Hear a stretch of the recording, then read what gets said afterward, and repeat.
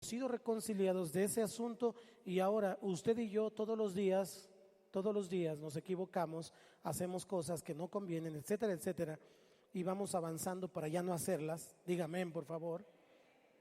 Entonces ya estamos reconciliados. Necesitamos entender que por medio de la sangre de Cristo ahora podemos ser salvos por su vida. Acompáñeme al versículo 11 para complementar esta idea. Y no solo esto, sino que también nos gloriamos en Dios por el Señor nuestro Jesucristo, por quien hemos recibido ahora. ¿Cuándo la recibimos? Ahora. Porque algunos están pensando que vamos a ser reconciliados con Dios cuando Él venga y nos lleve al cielo. Y entonces vive su vida como condenado. Vive su vida como si Dios no hubiera muerto y resucitado. Vive su vida en una esclavitud que no tiene que ver con la realidad espiritual que Dios ha hecho para nosotros. En este pasaje se ve claramente que es la muerte del Hijo la que hace posible la paz entre Dios y el hombre. Es la muerte del Hijo la que hace posible la paz entre Dios y el hombre. Y entonces el tema de la reconciliación es aquí donde le digo que se enlaza estrechamente con la propiciación, porque sin la propiciación no hubiera sido posible la reconciliación. Sin Cristo, sin su sangre rociada, entonces Dios no podía hacer las paces con un hombre como yo, con un hombre como usted, porque las paces con Dios no se podían hacer a cualquier precio. Hay personas que piensan haciendo su obra de caridad de todos los días, o haciendo su buena obra, o portándose bien por sí mismos, pero sin acercarse a Dios, sin congregarse, sin tener una intimidad con Dios. Piensan que con eso Dios les hará paz, pero no es así. Si así fuera, ¿para qué el Señor habría traído a Jesucristo a la tierra a morir por nosotros? Si un hombre por sí mismo puede reconciliarse con Dios, ¿para qué Cristo moría por nosotros? Aún más, ¿para qué el Señor establecía su iglesia? Porque Él lo dijo en Mateo 16, se lo dijo a Pedro: estableceré mi iglesia. ¿Para qué? Si no fuera un lugar en donde la iglesia se predica y se proclama reconcíliate con Dios, porque cada tema, cada mensaje, cada palabra que el Señor nos da es, detrás de todo lo que decimos es: arrepiéntete y reconcíliate con Dios. ¿Se ha dado cuenta de eso? Y Dios nos habla de fe, de esperanza y de amor todo el tiempo. Entonces, necesitamos ver que el Hijo es el que hace la paz entre Dios y el hombre, y ahí está el asunto de la propiciación. El que más destaca claramente esta doctrina es 2 de Corintios, capítulo 5, del 18 al 21. Ayúdeme a leerlo, por favor.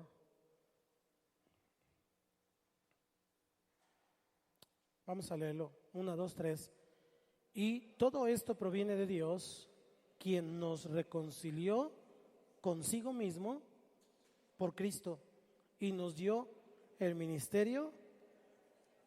Oiga, qué interesante esto. Me voy a quedar aquí tantito. Dios, el que había puesto sus ángeles allá en el huerto del Edén por la enemistad del hombre con él, Él mismo nos da a Cristo y nos reconcilia consigo mismo por medio del Hijo. Pero no solamente nos reconcilia, sino que ahora nos da a usted y a mí el ministerio, el servicio, la proclamación de decirle a todas las personas: Dios te puede perdonar. Dios tiene algo bueno para ti. Pero es que soy lo peor del mundo, no importa. El Señor te ama, el Señor te perdona. El ministerio de la reconciliación. Versículo 19, acompáñenme. Que Dios estaba en Cristo reconciliando consigo al mundo, no tomándoles en cuenta a los hombres sus pecados. y nos encargó a nosotros la palabra de la reconciliación. Wow, el Señor Jesucristo no dijo, a ver, Beto, no, Beto es bien pecador, espérame tantito, Beto. Y no dijo, Martín, o no dijo el otro, no dijo, el Señor dijo, por cuanto todos son pecadores, yo voy a morir por todos. No dijo el más, el menos, el otro, el poquito y el otro muchotote, ¿no? Yo voy a morir por todos. Y su sangre es suficiente para perdonar mis pecados, los tuyos y los de Beto. Te veo cara así como que. Entonces, dice no tomándoles en cuenta. Yo siempre me he preguntado, pero cuando yo te lo digo es para que tú te lo preguntes. ¿Y si Dios hubiera tomado en cuenta tus pecados?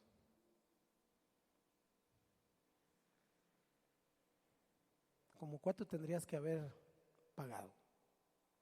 ¿Cómo cuánto tendrías que haber hecho?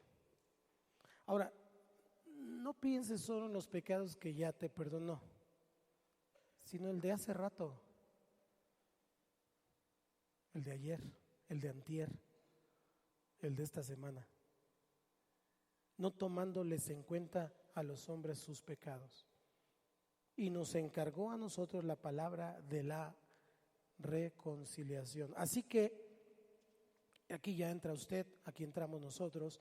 Así que somos embajadores en nombre de Cristo, como si Dios rogase por medio de nosotros. Os rogamos en nombre de Cristo, reconciliaos con Dios. Siempre estamos diciéndole a la gente, ya arrepiéntete, mano. No sé si le ha tocado, pero hay uno que le decimos una vez y ahí va otra vez. Y le decimos otra vez y ahí va otra vez. Y regresa como el caballo blanco de José Alfredo. Algunos saben esa alabanza. Y otra vez ahí viene. ¿Y qué le volvemos a decir? ¿Qué le volvemos a decir? Bueno, si usted tiene el ministerio de condenación, le va a decir, ¿sabes qué? Ya, cáile. Pero si tenemos el ministerio de la reconciliación, todas las veces yo le voy a decir, arrepiéntete y reconcíliate con Dios. Todavía hoy, Dios te puede perdonar. Él dijo, buscadme mientras, porque llegará un día en la historia del universo o en tu propia historia, son dos historias diferentes, en donde ya no pueda ser hallado. Pero mientras, puede ser hallado. Entonces, reconcíliate con Dios. Es que soy así. Por eso, pues ya. El Señor pasó por alto tus pecados, ya. Arrepiéntete y camina con Dios. Reconcíliate. Pero hay que estarlos ministrando vez tras vez, porque no entiende lo que significa esto que le estoy diciendo esta noche. ¿Cuántos creen que la sangre de Cristo es suficiente? Y si es suficiente, entonces ¿para qué me estoy todos los días lamentando, lamiéndome las heridas y diciendo qué mal estoy, qué pobre soy, qué mala onda y por qué hacen esto y que no sé qué? ¿Por qué? Porque no he entendido. Versículo 21 dice, al que no conoció pecado, por nosotros lo hizo pecado. Ahora es incorrecto. La otra vez escuché aquí a alguien orar que decía, y él se hizo pecador por nosotros. No, eso es diferente. Cristo nunca fue pecador. Dios lo hizo pecado. Quiere decir que Dios cargó nuestro pecado sobre Él. ¿Cuántos traen ahorita una mochila? Trae una mochila. Ven por favor. Sí, ven con todo y mochila. Gracias. Esa es tu mochila. Ven, Beto. Aquí párate. Ok, Beto se porta bien.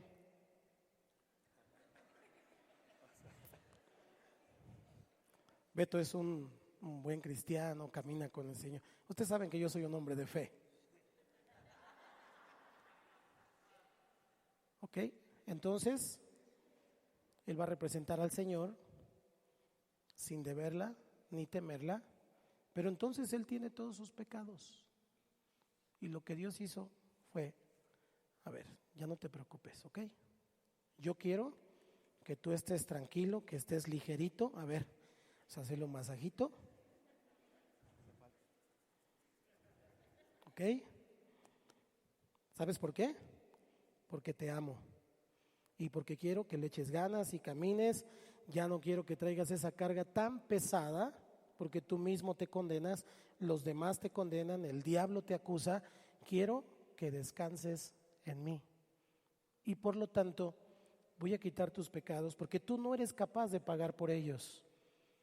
Pero entonces los voy a poner sobre mi Hijo, el cual es el único capaz.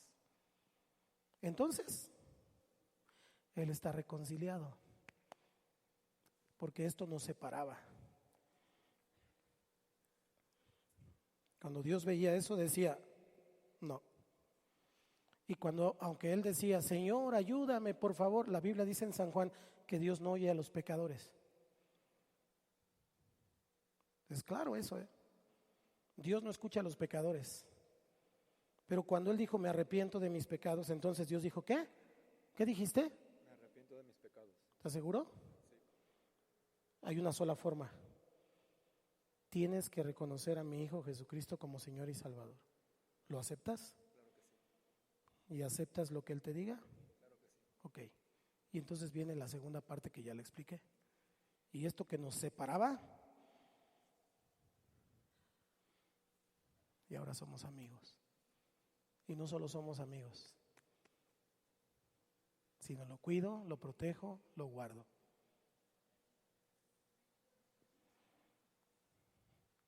Esto es para que le dé una ofrenda de palmas al Rey de Reyes, no sé, algo.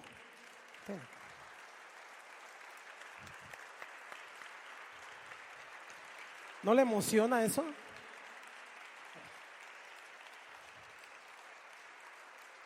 O sea, yo no puedo. Nosotros fuimos hechos justicia de Dios en Él. Es como si usted y yo de manera literal lo hubiéramos pagado. ¿Por qué? Porque el Señor ve ahora a su Hijo en ti. Esa es la razón de decir, te recibo como mi Señor y como mi Salvador. Te recibo es importante, porque recibir significa que Él, su Espíritu, nos posee. Diga que está a tu lado, estás como poseído.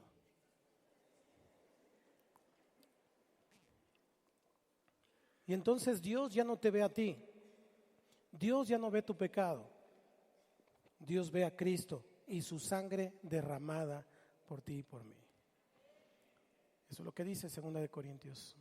Ahora, en estas últimas palabras no se trata de la unión del Padre y del Hijo en la obra. Porque si usted se acuerda, cuando Cristo estaba en la cruz, hubo una expresión que era Elí, Elí, lama sabactani, que significa, Dios mío, ¿por qué me has desamparado? ¿Por qué me has dejado? Porque en ese evento, cuando Cristo toma el pecado del mundo, el Padre, que es santo, perfectamente justo y perfectamente amoroso, es incompatible con el pecado. Y entonces hizo a Cristo, tomó el pecado y lo puso sobre él. El Padre se separa. Significa que fue Jesús, que fue el Hijo, el que se la aventó solito, pues, para entenderlo claramente. Él lo hizo, es la obra de Cristo en la cruz. Eso nos indica. Y entonces Dios, porque Él lo hizo, porque alguien pagó, permite que usted y yo podamos reconciliarnos con Él por medio, diga conmigo, por medio de su Hijo. Esa es la razón por la que Cristo dijo en San Juan 14:6, yo soy el camino, la verdad y la vida. Y nadie va al Padre si no es por mí. Así que usted le puede rezar a quien quiera. Usted puede